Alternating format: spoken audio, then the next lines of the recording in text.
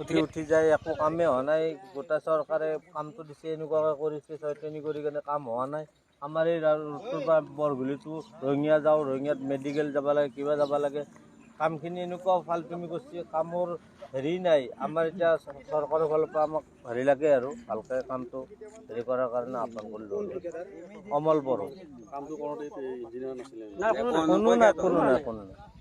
তেখেতৰ মন মতলবত কামটো কৰি গৈছে, চাফা কৰা নাই, হেৰি কৰা নাই, বা মাটি পাৰি থৈ গৈছে। এইটো 2 দিন 3 দিন হ'ল, আজি উঠি গ'ল। 2-3 দিন 4 দিন হৈ গ'ল আৰু আজি উঠি গ'লে বস্তুটো গোটেইখিনি। বৰগুলিৰ পৰা ৰঙিয়া গুৱাহাটীও যাব পাৰি, গড়েশ্বৰো ওলাব পাৰি।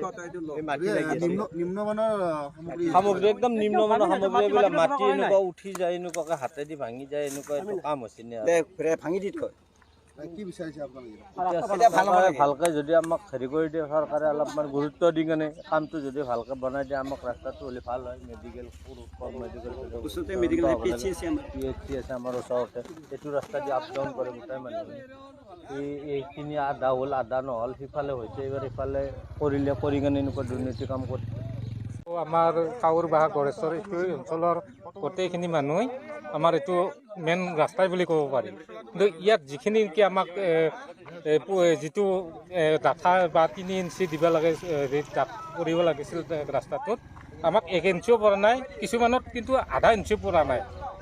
সেই হিচাপত কি হিচাপত ৰাস্তাটো বনাই থৈ গ'ল, বা আমাৰ যিবিলাক নেকি সমাজৰ মানুহ আছে তেখেতসকলে এতিয়া আগবাঢ়ি আহিছে, ৰাস্তাটো যে পৰহি বনালে, আজি এই ধৰ 2 দিনতে আমাৰ এৰি গ'ল। সেই হেৰিৰ কাৰণে আমি আপোনালোকক এটা অনুৰোধ কৰিছোঁ, আপোনালোকৰ নিউজ লাইভৰ থ্ৰু দি আমাক এই ৰাস্তাটো মেৰামতি কৰি দিয়াৰ কাৰণে আমাৰ হেৰিক ঠিকাদাৰ তেখেতক অলপমান কমলবোৰক অনুৰোধ কৰিলোঁ। এইখিনি ধন্যবাদ। নাই, তেখেতসকলে অহাই নাই কি ঠিক, আমিতো চিনিয়ে নাপাওঁ।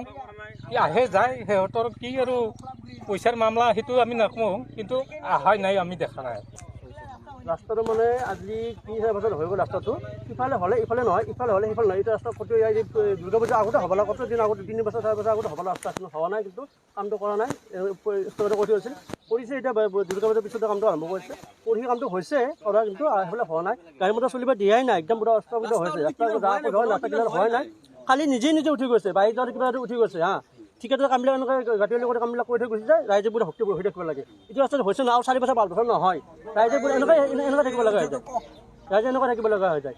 অমল বড়ো নেকি ঠিকাদাৰে কাম কৰিছে, এইটো জাষ্ট মানে চাফা কৰা নাই, জাষ্ট এনেই অলপ কিবা মাটি পেলাই গৈছে, তাৰপিছত কামটো কৰি গৈছে। এনেকৈ কোনো চাফা কৰা নাই, চব এৰি দি কৰি গৈছে। বৰগুলিৰ পৰা পুৰা একদম ৰঙিয়ালৈকে যায় এই ৰাস্তাটো, পুৰা গাড়ী চলি থাকে, কিন্তু ৰাস্তাটো কোনো কাম নাই, একদম বেয়া অৱস্থা। এইটো চৰকাৰ চাব লাগে, পুৰা গুৰুত্ব দিব লাগে, কি কাৰণে এনেকুৱা হয়। ৰাস্তাটো হোৱা নাই, ৰাস্তাটো কিবা হৈছে, ৰাস্তাটো চাব লাগে, চৰকাৰ গুৰুত্ব দিব লাগে। বহুত মানুহ হ'ব